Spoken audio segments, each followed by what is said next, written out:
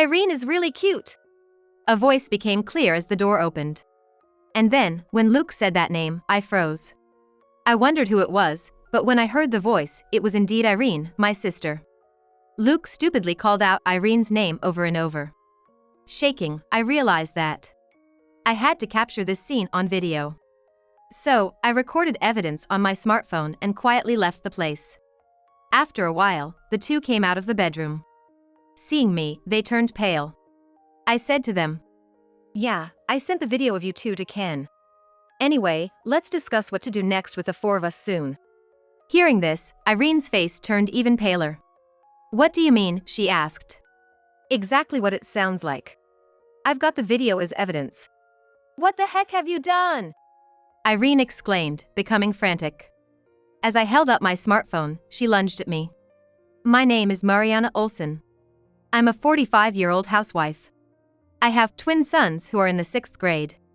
My sons are twins. I've heard that twins can be hereditary. As it turns out, I'm also a twin. I have a twin sister named Irene. We are identical twins, but it never really felt like we were sisters. More like rivals. Even if we weren't twins, I always felt compared to Irene while growing up. Eventually, I developed a strong complex towards her, and she seemed to prioritize beating me in everything. Irene was always the cute and friendly child, while I was shy, introverted. And I had a hard time with strangers, which made everyone first drawn to Irene. Despite being rivals, I adored Irene. She was always smiling and popular, something I aspired to be. But Irene apparently didn't feel the same. When we were kids, we often played together, but I always ended up with the unpleasant roles. "Mariana, you're it." During tag, I was always it. Even when a friend suggested rock paper scissors to decide, Irene would pressure me, "You want to do it, right?" Not wanting to be disliked by Irene or left out, I could only nod. Irene's behavior wasn't just during playtime. It was in 6th grade. During the time when roles for the school play were being decided. We were going to do a play of Snow White, but since I didn't think I could act, I wanted to be the narrator. However, I caught a cold and missed school on the day roles were assigned. "Oh, Mariana, you want to be the narrator? I'll tell the teacher." Irene said she would tell the teacher for me, so I trusted her and felt relieved. But when I returned to school after recovering, to my surprise, I found out I was cast as the lead role. "Why am I the main character?" I was shocked and asked a friend. Then, my friend said something unbelievable. Irene said Mariana wanted to be the main character. "What? I didn't say that." "But it's already been decided." It seemed that, entering adolescence in 6th grade, no one wanted to play Snow White due to shyness. So, I, who was absent, was chosen for the role. My usual quiet demeanor led the teacher to wonder why I would want to be the main character. "Did Mariana really say she wanted to do it, Irene?" The teacher double-checked. "Yes, she wants to, but she's too shy to volunteer. Please let her have this chance." But Irene had recommended me for the role as if she was doing me a favor. I cried, pleading that I couldn't do it and didn't want to. However, everyone else's roles were already decided. Scolded by the teacher and parents, I somehow managed to try my best.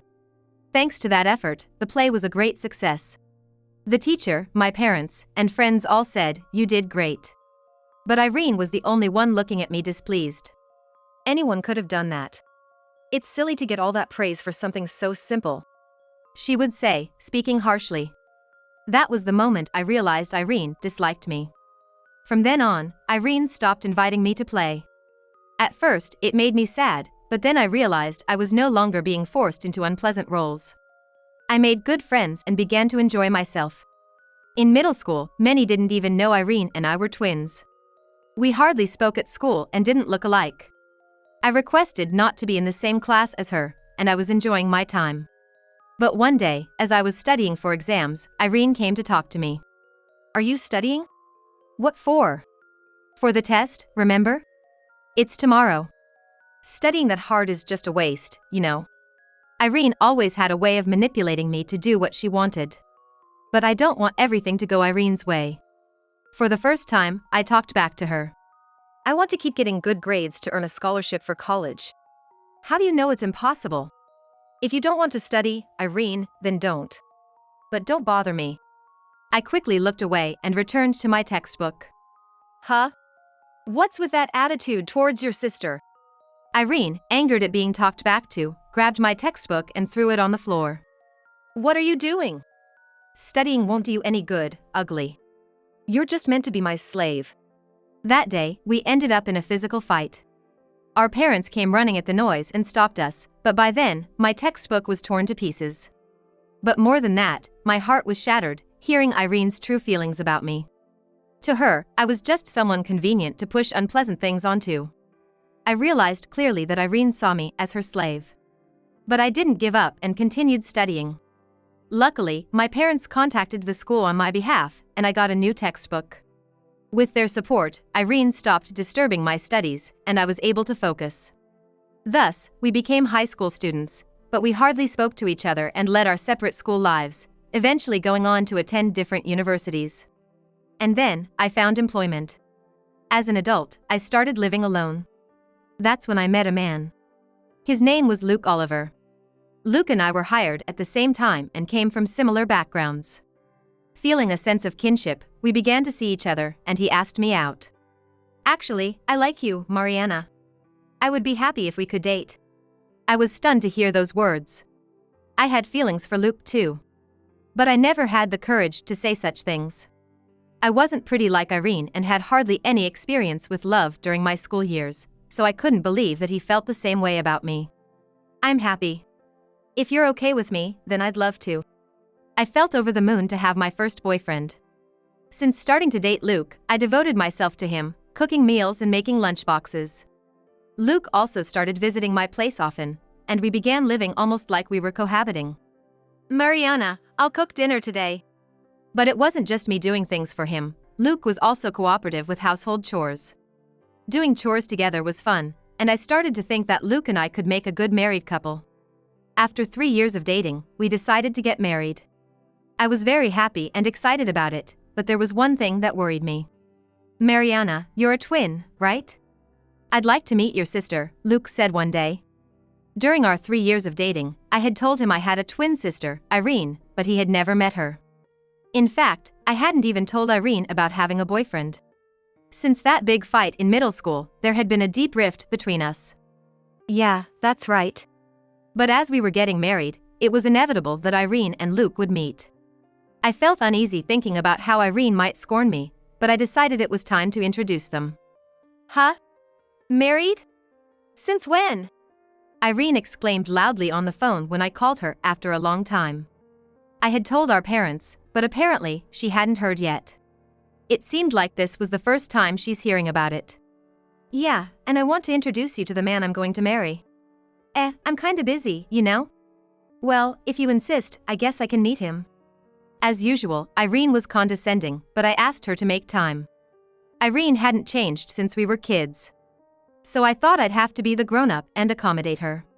We scheduled our visit home to match Irene's day off. Luke suggested that since we were all together, we should have a meal with our parents, so we arranged to meet at a restaurant.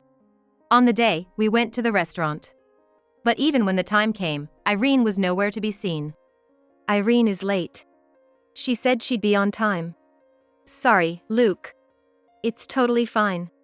She'll probably be here soon. Let's wait a bit. Both my parents and I felt sorry for Luke. Then, 15 minutes past the agreed time, Irene arrived in a flashy dress. Sorry, did you wait? We did wait. And what's with that outfit? Well, it's kind of like a meet and greet, right? I thought I should dress up. I was just dumbfounded at her. Not just me.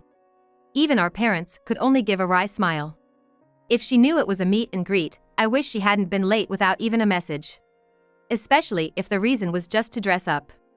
It wasn't very mature. But, since it was a special occasion, I held back my feelings. Then, Irene, Luke, and I introduced ourselves to each other. Mariana caught a handsome one. You work at the same place, so he must be making good money, right? Irene kept making rude remarks to Luke, who was meeting her for the first time. What do you do on your days off? With Mariana, I mean, before you started dating Mariana. Furthermore, Irene grilled Luke with questions like it was some kind of group date. My parents tried to stop her multiple times, but she wouldn't quit, saying, "It's fine. I just want to know what kind of person Mariana's husband will be." Luke kept up with her, assuring me, "Don't worry about it." By the end of the dinner, I was exhausted and couldn't help but sigh. But that wasn't the end of it. "Irene is an interesting person, huh? She's the complete opposite of Mariana. I always thought we were quite the Una-like twins." I replied with a wry smile. Then, Luke said something that caught me off guard. "Maybe you should take a page out of Irene's book? She's always smiling, great at conversation, and cute. If I'd met her first, who knows, huh?" I was taken aback. I had told him about my difficulties with Irene. Shocked more than angry by his comment, I retorted. "Then why don't you marry Irene? She said you were handsome too." He quickly apologized, seeming flustered. Sorry. It was just a joke. I'm glad I met you, Mariana, and I don't have any special feelings for Irene." "Then you shouldn't make comments that put me down and praise Irene." "I said it was a joke." Luke apologized again. I was shocked, but I didn't plan to call off our engagement over this. As long as he understood, that was fine. But then he said, "But Irene is a nice girl. It's shameful to be jealous of your sister, you know? We should all get along as a family. She's an adult now, it's different from the past." I had my reservations, but I knew our parents really wanted Irene and me to get along. However, I wished Luke would take my side more. Why did he try to bring me and Irene closer? But then again, it's not like there will be many opportunities for involvement anyway. But I didn't want to argue, so I just nodded to his words. A few days later, a message from Irene arrived. "Luke is too good for you. Should I take him?" I was horrified by her message. "What are you talking about?" I replied, only to receive a call from her immediately. Exactly what I said. "It's unbelievable that someone dull like you is getting married before me." She mocked me over the phone, laughing. "He's high-earning and well-educated. Hand him over to me. We're twins, after all, we've always shared everything." "Don't be ridiculous!" I shouted at her. I couldn't tolerate her treating Luke like an object, and her claim about sharing was absurd. I'd always been the one to take on the unpleasant tasks for Irene. That night, I told Luke about the conversation and warned him to be careful around Irene. But he seemed pleased and laughed off my words. "I'm flattered she liked me so much." "Don't worry, she's not serious. It's not a laughing matter. You never know what Irene might do." "Do you doubt my feelings?" "If I say it's okay, then it's okay," Luke said. Despite being such a wonderful person, it seemed like he had changed after meeting Irene. He affirmed everything about her, just because she was my sister. Aside from that, he remained the wonderful partner he always was. But my dissatisfaction grew whenever Irene was involved. "You don't need to worry so much." But as Luke said, as long as he didn't sway, there was nothing Irene could do. I realized that being disturbed by her words meant I didn't fully trust Luke. Indeed, I was admonished like that. It was certainly true. So, I decided to trust Luke and ignore Irene's words.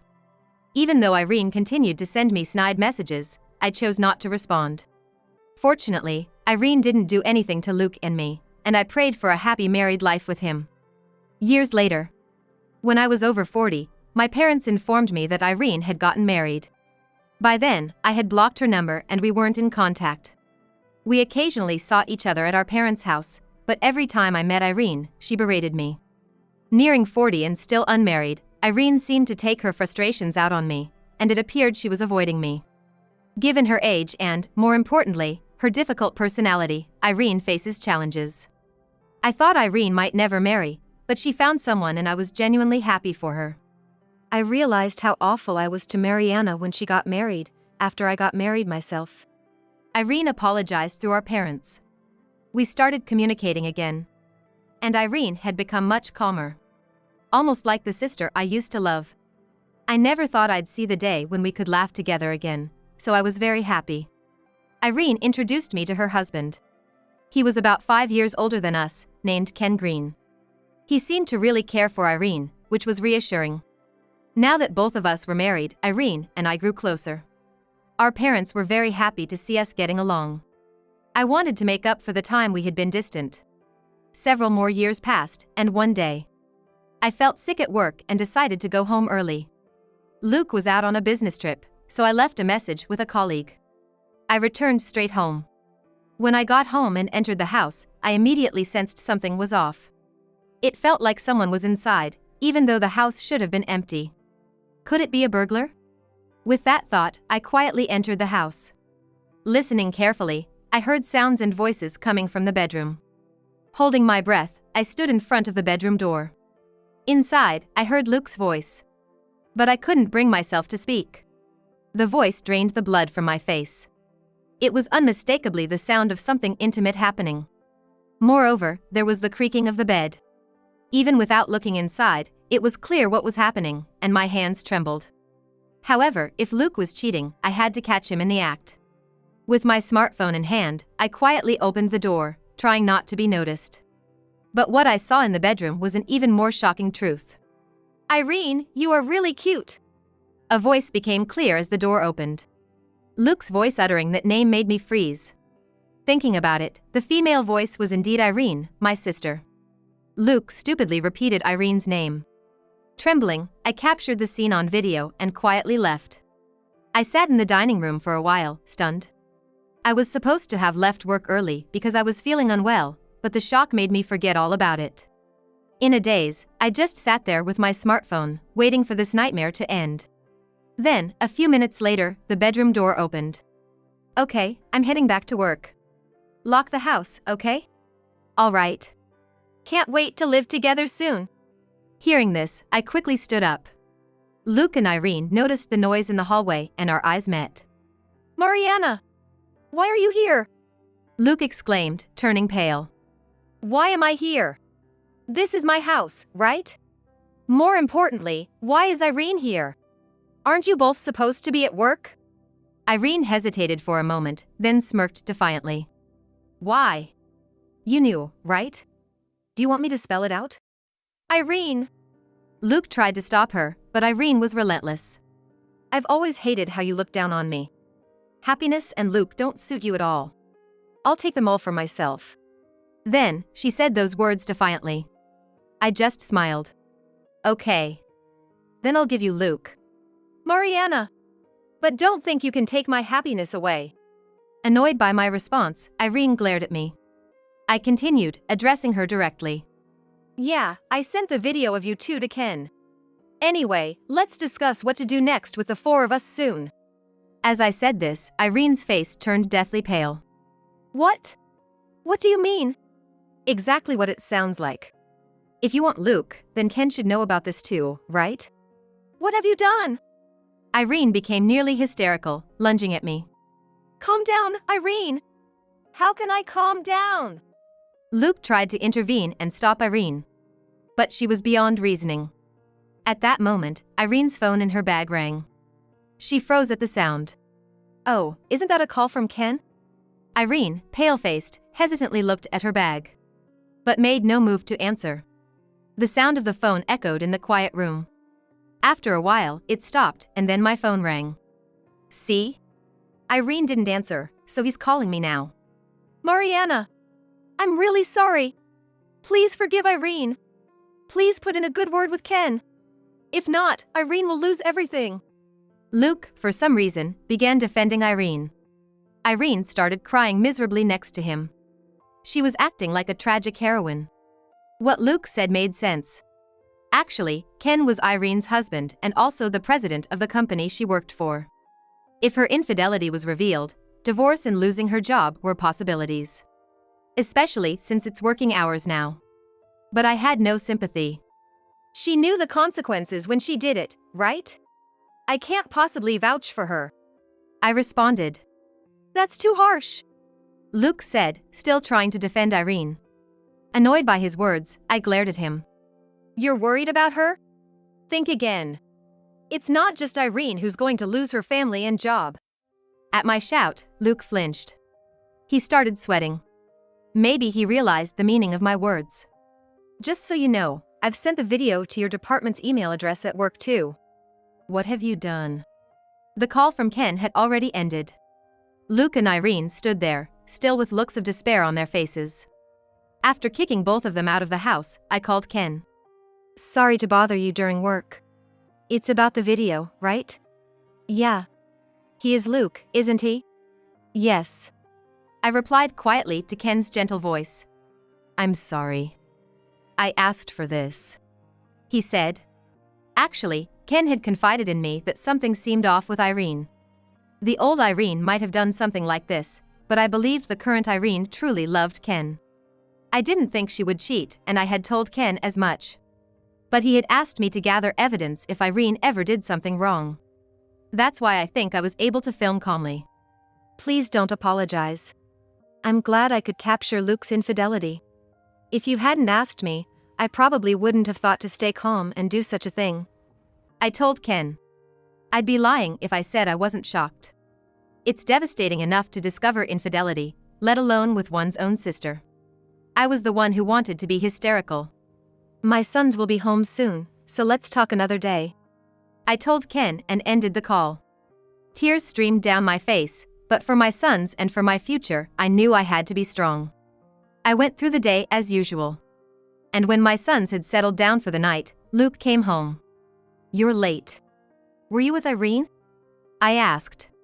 Luke, clearly upset, snapped back at me. Because of you, I got called into HR. They're going to decide my punishment later. What are you going to do about it? I couldn't help but laugh at Luke, trying to make me the villain for his own actions. It was a waste to have cried over such a person. Nothing. Do whatever you want. Do you understand? If we divorce, I'm taking the kids. Are you still going to divorce me? Luke's statement, using our sons as leverage, only made me more contemptuous. What are you talking about? You think you'll get custody after likely losing your job? The divorce is final. Don't be ridiculous. Keep the foolishness to your actions only. Luke was speechless, as expected. Of course. Infidelity during work hours at our home, such a person would undoubtedly face dismissal. He still didn't seem to grasp the foolishness of his actions. If that's the case, he's incredibly foolish. I'm moving out tomorrow. Wait. We can still work this out. It was just one affair, forgive me. Luke, facing my firm stance, started to beg and apologize. Just once. I asked back. According to Ken, Irene had been acting strangely for several months. Ken is mostly out on sales visits, so it was entirely possible he had been coming back to our house during the day. Just once. Luke's weak reply to my question. His eyes were evasive. His lack of confidence in his answer made it clear it wasn't just once. Pursuing it further felt pointless, so I ended the conversation. The next day, I told my sons about Luke's infidelity. They are already in the 6th grade of elementary school. They should understand that hurting and betraying others is wrong. They asked for some time alone to talk and went to their room. Shortly after, they came out with their bags and said, "Mom, we're on your side." I couldn't help but cry. They comforted me with smiles, even as I apologized again. Then, we moved back to my parents' house. My parents were speechless when they heard about Irene and Luke's actions. They had been happy that Irene and I had become close again. My mom, in tears, apologized, saying, "Irene hasn't changed after all. I'm sorry for always making you endure. Cut ties with both Irene and Luke. We'll keep minimal contact with Irene," my dad said, which was a relief to me. From that day, I started commuting to work from my parents' house. Luke was apparently under temporary suspension from work and kept calling me, but I ignored him. Eventually, he began sending messages day and night. "I love you, Mariana. Let's live together happily as a family of 4 again. I was wrong. I was just deceived by that woman. I don't know how to live without you." I was almost fooled for a moment, but my son's laughter at the messages helped me see their ridiculousness. However, ignoring him wasn't a long-term solution. Eventually, I had to meet him for the divorce papers. I arranged to meet Luke at a cafe on the weekend. Deciding to meet at the cafe instead of meeting at home was based on Ken's advice. He mentioned that it's better to have discussions in a public place where there are other people around, as it helps in keeping the conversation calm. When Ken and Irene also gathered at the cafe, I noticed that Irene had become gaunt and looked almost like a different person in just a few days. She must have been rejected by Ken. Serves her right. Now, Irene and Luke, please submit the divorce papers. Irene seemed reluctant to divorce. Ken spoke to the two who were refusing divorce. Ken, it's a misunderstanding. It's your choice to divorce, but we are not getting a divorce. Still saying that? My sons and I no longer consider you family. I told the persistently denying Luke. Ken sighed deeply. We can go to court, but it's clear you both will lose. Adding legal fees to the alimony, won't it become a huge burden for you? Alimony? Of course. You both betrayed your families. Irene, you betrayed me and Mariana. Luke, you betrayed Mariana and me. You'll have to pay a fair amount in alimony. Irene started trembling silently. Her silence and gauntness now made sense. This was the reason. How can I pay? I might lose my job. Luke stammered in protest. You brought this on yourself. Besides, you'll also have to pay child support for both kids. Oh, that's right. Irene. I chimed in, making Irene flinch. You wanted to live together, right? You can get married and live in that house. I laughed loudly. Don't forget the mortgage. Luke seemed to suddenly remember about it. He probably forgot about the existence of the mortgage. Both of them sat silently in front of the divorce papers, sweating profusely and looking pale. Afterward, with a lawyer introduced by Ken, I successfully filed for alimony and child support and got divorced. Despite his initial resistance to divorce, Luke quickly proposed to Irene after our divorce was finalized. I knew he had always been fond of Irene. When did their affair turn serious? Hearing this, I felt utterly pathetic. Meanwhile, Irene, genuinely in love with Ken, the president of her company, was dumped and, as expected, lost her job. Why did she get involved with Luke despite her love for Ken? Left with lingering questions, I asked Ken. He hesitantly revealed. Actually, for several months, she's been complaining about you, Mariana. What? Saying things like, she's useless but got married and even has kids. Such luxury. Could it really be for such a reason? It made sense, considering Irene's character. But the idea of her going to such lengths just to harm me was chilling. I consulted you because I was worried she might harm you. But I never imagined she'd end up with Luke like this. I'm really sorry. Ken apologized, looking regretful. It's okay. It's over now. And Luke is to blame too for falling for her. And with that, the discussion ended. Ken and I agreed to keep in touch for ongoing alimony and legal consultations. According to him, the two, burdened with a hefty alimony, ended up marrying and living together. Irene was disowned by her parents and had nowhere else to go. With no family left, she reluctantly accepted Luke's proposal. From what the lawyer told me, Irene couldn't accept that she was forced to divorce Ken and marry Luke, whom she didn't love, and she blamed me for it. The lawyer chuckled bitterly, saying that every time he called, he was greeted with Irene's verbal abuse. Though I felt sorry for him, Ken's presence meant he continued to support me diligently. It seemed I would still need his assistance for a while to ensure alimony payments. 5 years later. The alimony and child support payments were being made properly, and my emotional wounds had mostly healed. On a day when life seemed to have returned to normal, I received a call from the lawyer. Irene says she needs to talk to you. I refused. Whatever she had to say, it would likely just be an outburst of abuse, using me as a stress-relieving punching bag. I would never trust or forgive Irene again. I asked the lawyer to convey my refusal.